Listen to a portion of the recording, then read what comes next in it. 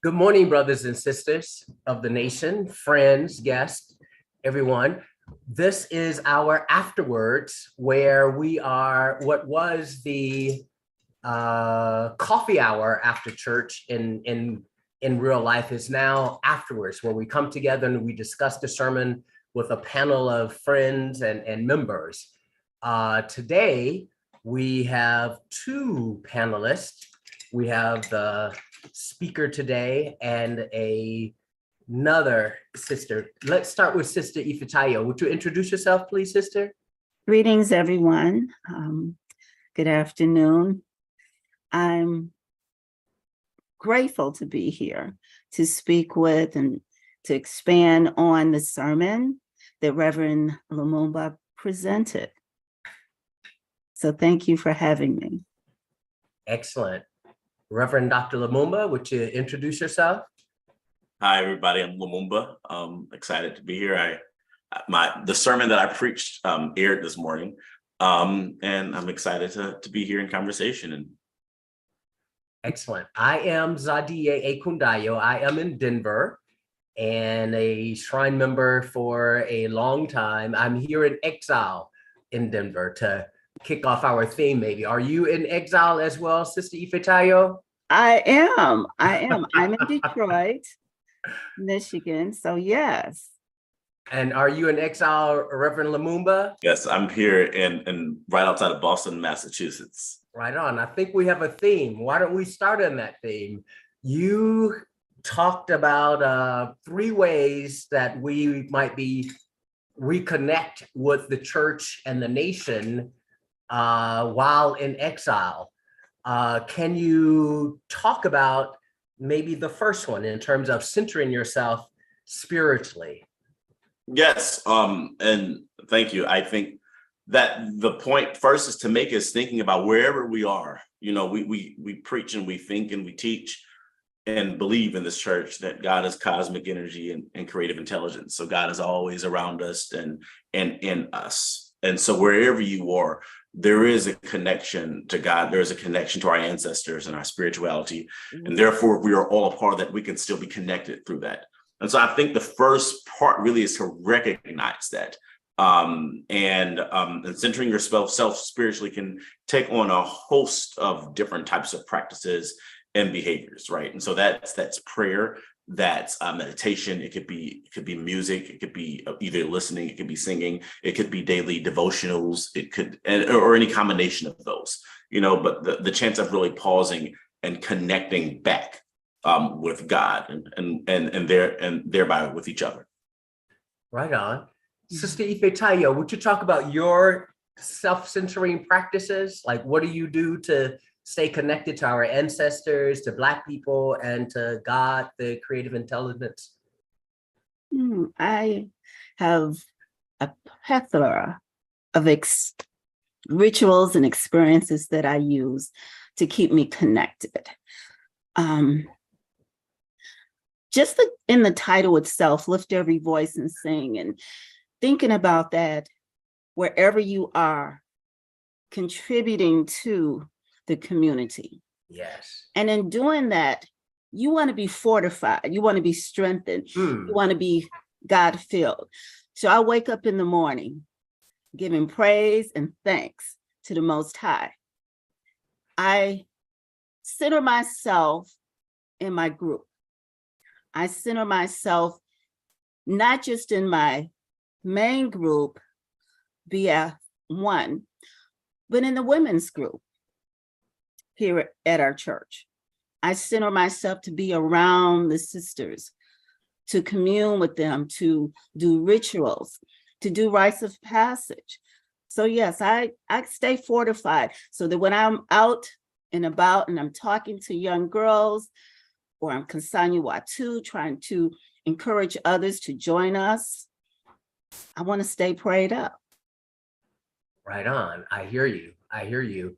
My spiritual practice looks like, well, Sunday morning is the center of my spiritual practice, tuning in to the premiere of the Shrine Online, hearing the sermon, like today's sermon from Reverend Lumumba. That's huge for me. And hearing the recitation of our statements of commitment. It's very powerful. I like hearing lift every voice and sing. It puts me in a mood, a place. On a daily basis, I wake up, I practice yoga right here. I'm not running out the house to get anywhere to practice yoga. And I have these affirmations I practice that work for me. Brother Reverend Lamuma, talk about your centering practices, centering yourself spiritually. Yeah, and so for me, a lot of it starts in the morning, and just music. And so and not just having on, it's easy to kind of, for me to have like gospel music on while I do a lot of stuff, but actually pausing and centering and thinking about the words, you know, what's being taught through the song and what am I feeling with the song. And that's kind of a daily practice for me. To me, you know, very specific prayers that I do, especially at night, even before I go to bed, kind of always making sure. So that's kind of like stuff. And then my wife and I, we have a devotional book that we kind of has a daily thing that talks about us in a relationship. And so I think that's also important, is just centering your relationship spiritually as well. And so that's something that we do together as well. So kind of like that daily practice of finding different ways to center individually, but also together as a family unit. Yeah. Right on. That's powerful. Sister Ifetayo, do you have a book as well that you use, like a daily devotional or a piece like that? I do. I have several. I've really been studying from Queen Afula's book, Sacred Woman. That has really given me a lot of insight into ritual. Of course, reading the Bible is a constant. It is a constant in my life. Mm-hmm. So yes. Right on, right on. I love that. I read daily from, I haven't read today, but a devotional. It's called Daily Meditations for All of Us Living with AIDS, The Color of Light.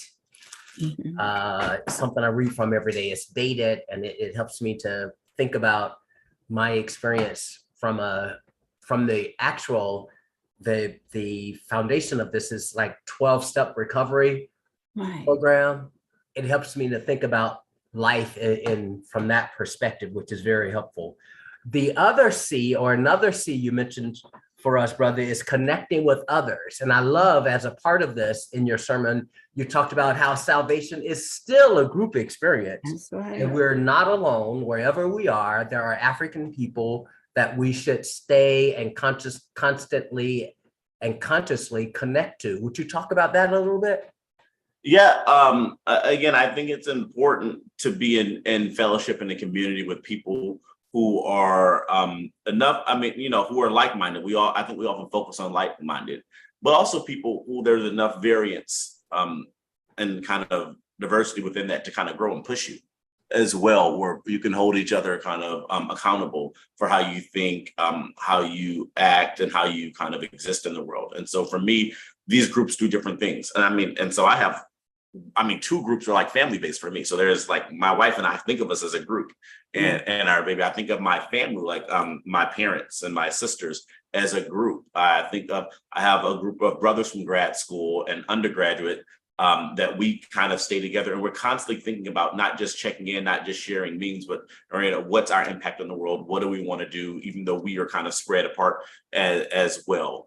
And then there are people who I kind of sit down and write with and think about in terms of my research. There are people who, have recently had babies, and we're like, all right, how can we support each other? And so for me, I think a lot about what are these aspects in my life where I'm trying to be better, trying to be my best self, if you will, and who are people who are on that journey. And again, like I said, within that, specifically, I can think about the group of brothers that I have. Like, that's a group where, yes, we are all thinking about trying to better, but there are differences in terms of what the process. And so we have debates about that. And that's what I mean, that kind of variance, diversity in terms of thinking, all right, we're not just saying yes, but we can actually have constructive debates about how we are spending our lives and how we are thinking about the work that we do. So, and so some groups, you may not want that. It's just a place of just like complete support. And so thinking about what are the different spaces, to me, I think a lot about what are the different spaces and what do I need from different spaces. And what can I offer and give to people in those different spaces as well. Right on. Sister Ifitaya, would you talk about the number of groups where you serve and lend your energy and find energy? How do you connect with others as a part of the group experience? Yes, the group experience is foundational. And there's several that I am involved with. My church community gives me the foundation to be able to connect with others. It has strengthened me to be able to pull my family together and to fortify them with that God power and that best self theology. Recently, two things have happened to me recently this year. My family, since the pandemic, not as much communication as we wanted, right? So the virtual space gave us a place to connect. And then coming out of that, we organized a family reunion. And it was awesome. And it's still going on.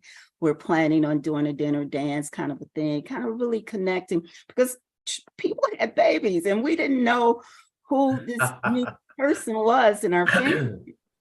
And then with our women's ministry, connected with other females, and we had a women's rite of passage, as well as our goddess. So, just connecting with other women and doing different rituals and just really bonding spiritually, just coming together has really helped me. But yes, the group experience, since I am retired, I sort of still kind of connect with those people that I worked with.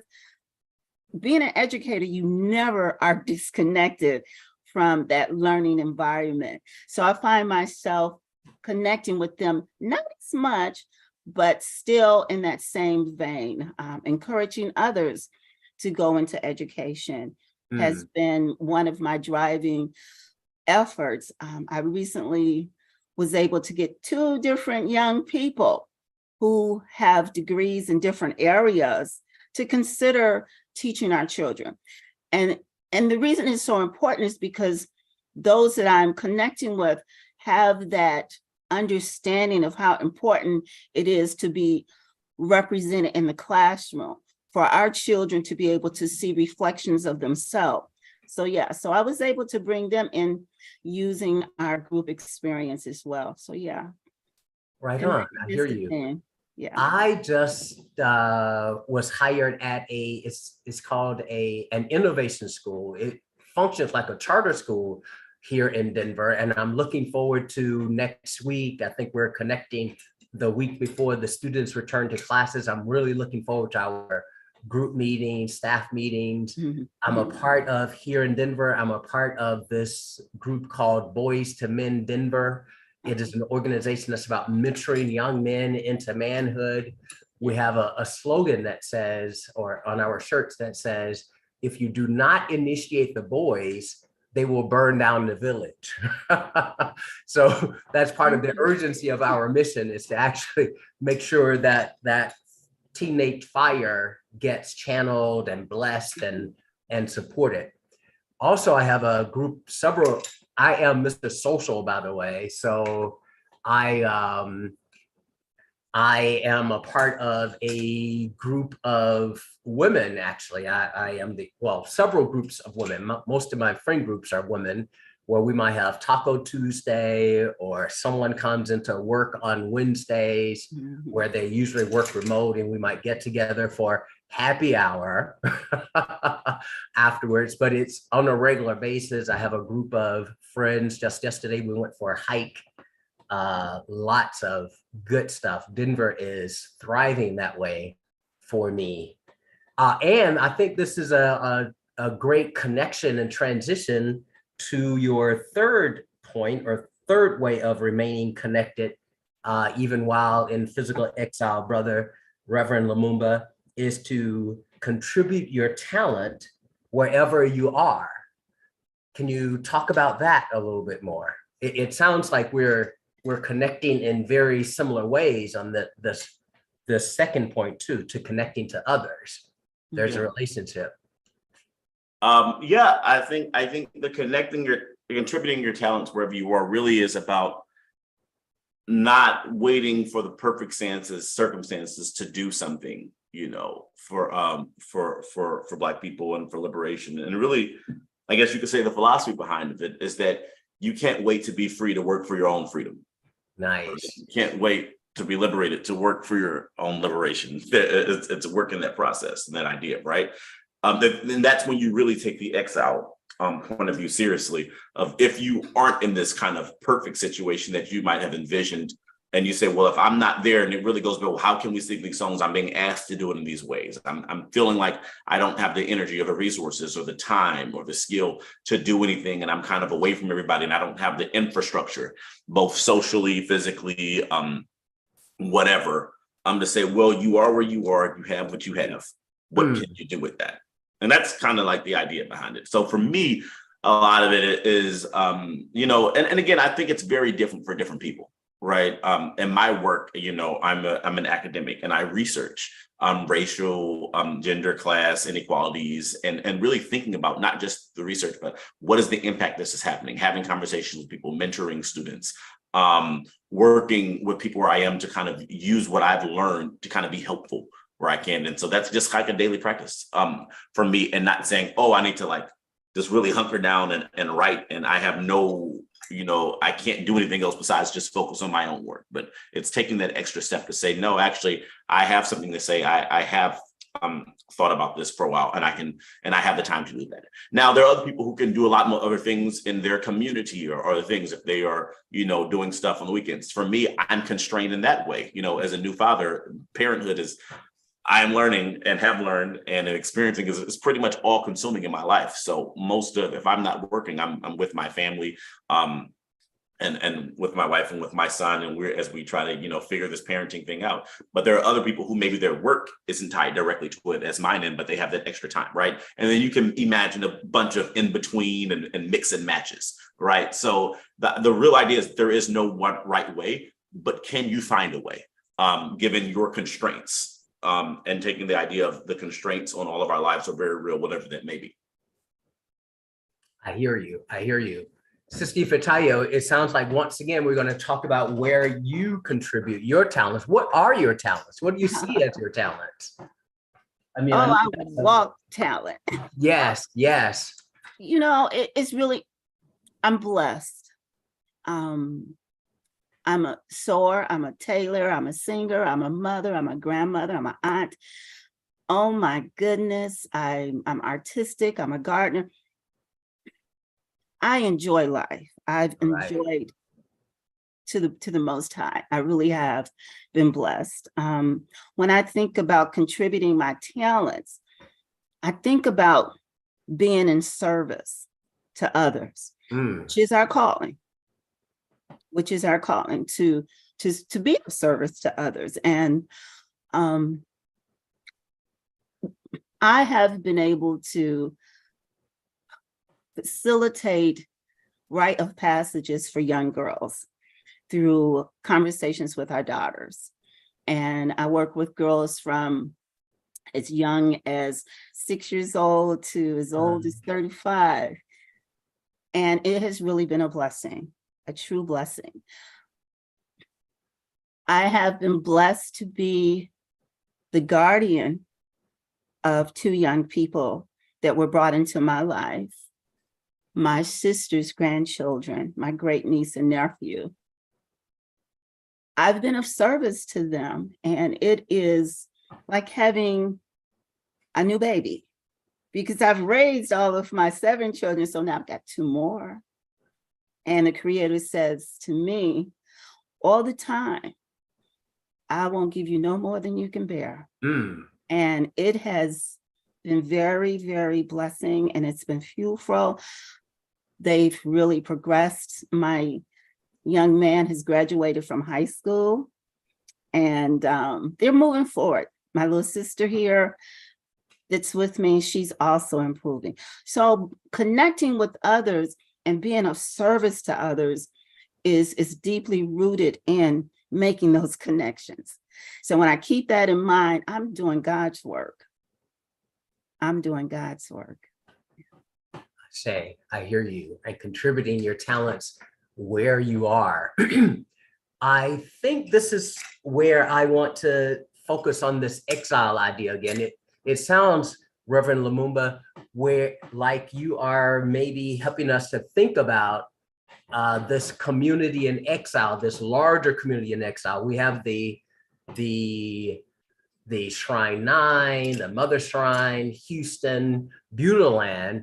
But as I think about it, I want you to help us think about where might the exile community of the nation be? Yeah, it's a great question. I think it's layered, right? So Yes. you can take multiple approaches to it. I think if we went super macro, right, we can say, hey, as an African people, as Black people, we are like just being here, United States being across the world. That's an exile. But as you suggest, I am thinking actually much more locally. I use that as like a grounding point.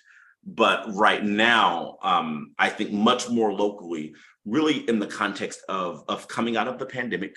What does that mean? Lots of people kind of alone, and alone in different ways, right? Mhm. I think there are different ways to be alone, and not necessarily like physically, but you can be alone in terms of not feeling you have that community, even if you're surrounded by people every day, right? I think the exile is also, and this is where I talk specifically about some of the conditions in which our church has kind of had to operate, that kind of led, so I grew up at 5500 Martin Luther King Boulevard, Houston, Texas, in a building, an apartment building that is no longer like there with us, like, right, it's being used, it's owned by somebody else, it's being used for something else, for education. And so this idea, and Houston isn't the only place where this has happened, right, where throughout we see like where we've had to kind of for various situations, kind of we don't have all the buildings we used to have. And that's just a reality.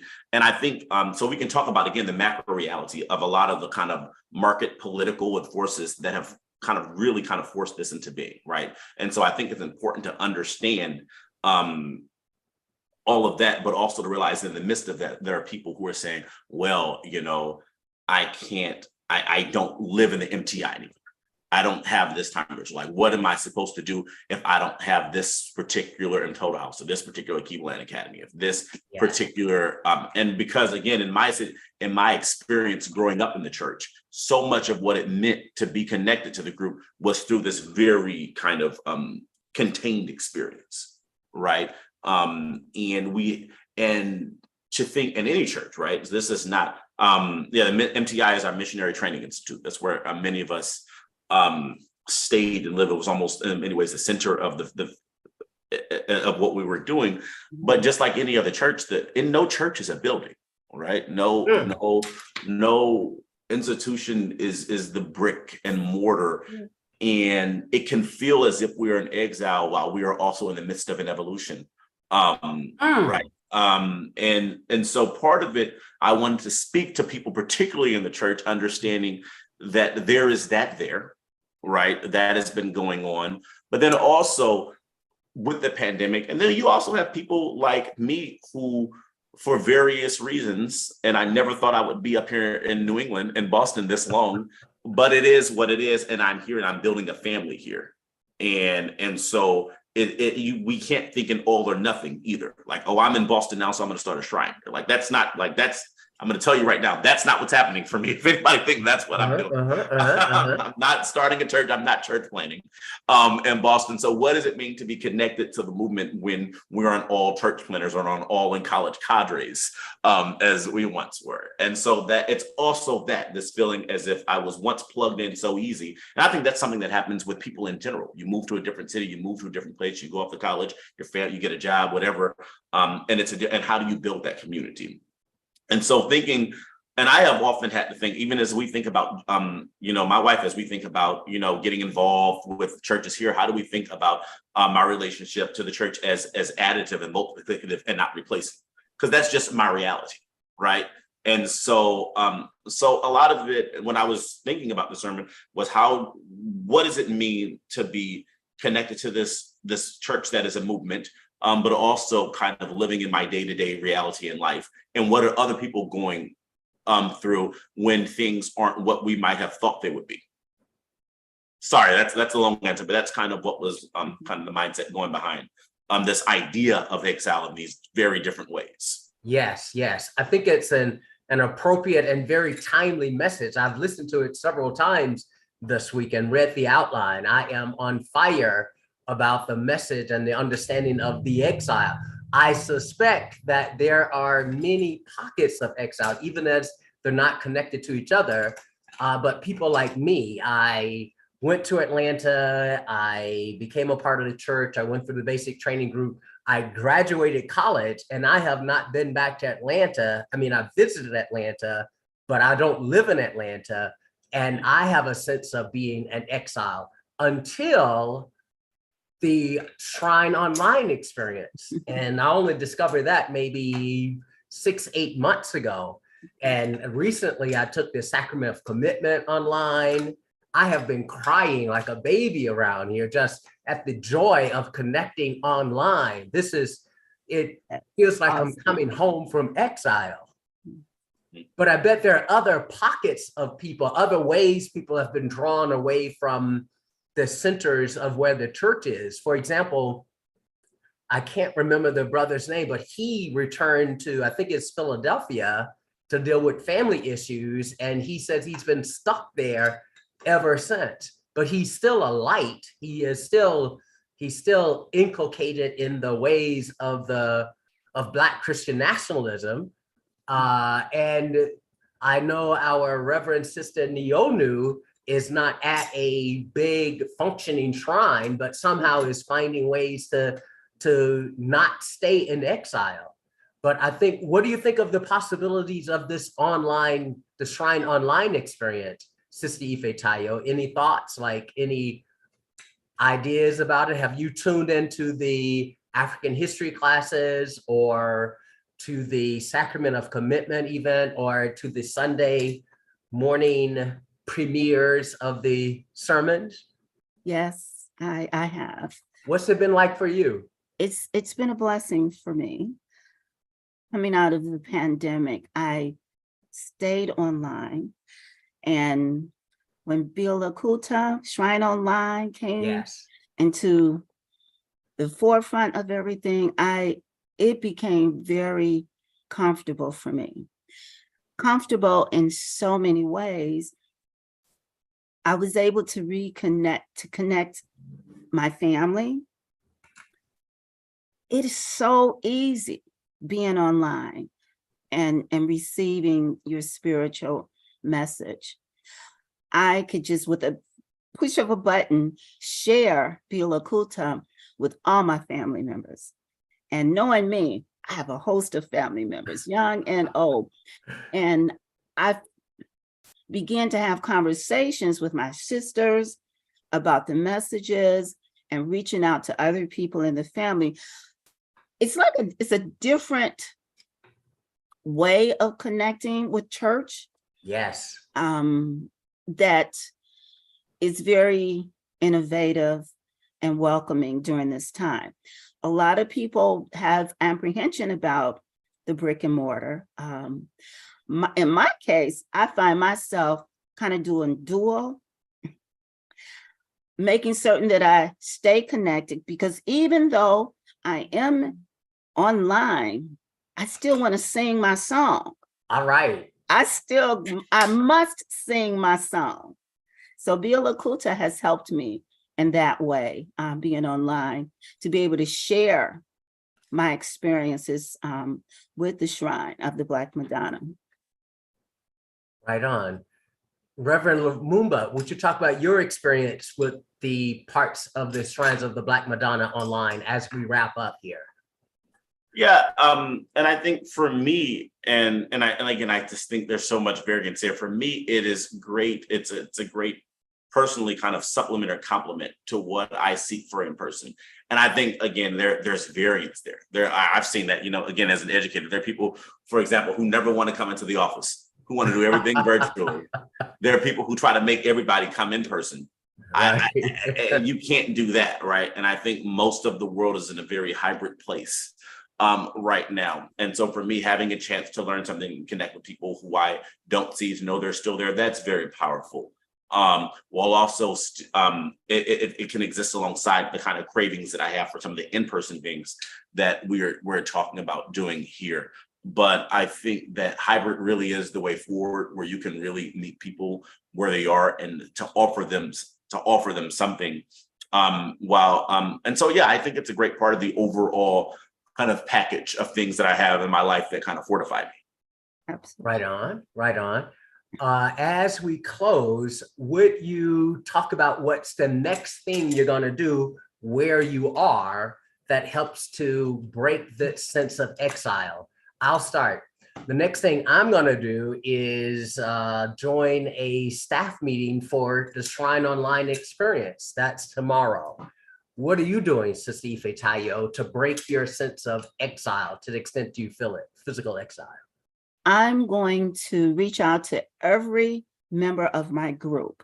I'm going to give them a check-in call just to see how they're doing, how they're feeling, how they're faring. And yes, that's what I'm going to do. Give everyone a call. Right on. I love that.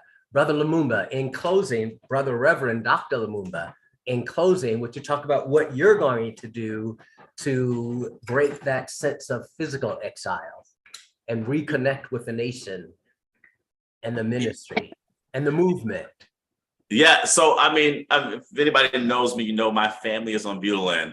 So I think with every, there's not a day that goes by that I'm trying to figure out how I can, be helpful and expose more people to the beauty that is Butylin. And so I had some friends out there who weren't members of the church, and we brought them out there and we had a retreat in June this year. And there are lots of other people that I'm always talking to. So I plan on having some more retreats and bringing people to actually Butylin and more people to continue to be able to experience it. Because, when people experience it, I think it's just a wonderful place that it's hard to describe until you kind of really realize the vastness and beauty of it. So Butylin is constantly at the center of my thoughts. I say, thank you for joining us, those online. Thank you, panelists, for joining us for this discussion. You can hear the sermon that Reverend Lumumba gave and all the other sermons that have been given online on Facebook, on YouTube at Shrine Online. Don't forget to like and share, and join us again next week for AfterWords.